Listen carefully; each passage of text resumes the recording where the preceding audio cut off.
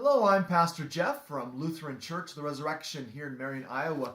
We're working through our Lenten Devotion where we're reading through the Gospel of Luke and then the Acts of the Apostles. Today we are in Luke chapter 9, which is for Friday, February the 26th. Once again, remember a couple chapters back where we're told that the women are a part of Jesus' ministry. And here we're reintroduced to the role of the 12. The 12 disciples are to go out and do the very things that Jesus does.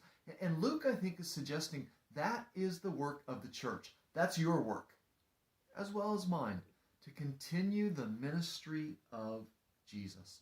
Now, in the midst of this ministry, we're reintroduced to Herod.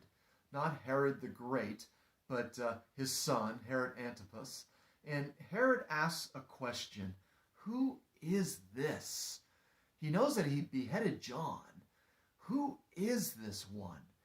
And the answer to that question is in some ways answered by the very next story that we get. It's a story, a miracle story that's in all four Gospels, which makes it very unique. The feeding of the 5,000. Who is this? This is the one who feeds God's people.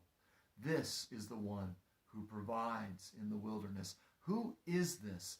This is the one who calls the disciples, you feed them. Who is this? That's the question in Luke 9. And it's answered in the personification of what Jesus does in the feeding of the 5,000. He's the one that provides. He's also the one that challenges us as his followers to do likewise. Well, then we get into the story of the Transfiguration, where Jesus is in the presence of Moses and Elijah. We talked about this on Sunday a few weeks ago. And after that, we get a second time that Jesus tells his disciples that he's going to be put to death. And we get that very curious instance where after Jesus says, look, I'm going to die, an argument breaks out. Do you remember what the argument is? The disciples are arguing, who is the greatest? I mean, you just want to go, oh no, didn't you get it? And Luke, I think, is intentionally reminding us that sometimes as followers of Jesus, we don't get it. We need to always remember that to be great in the kingdom of God is to be the servant of all.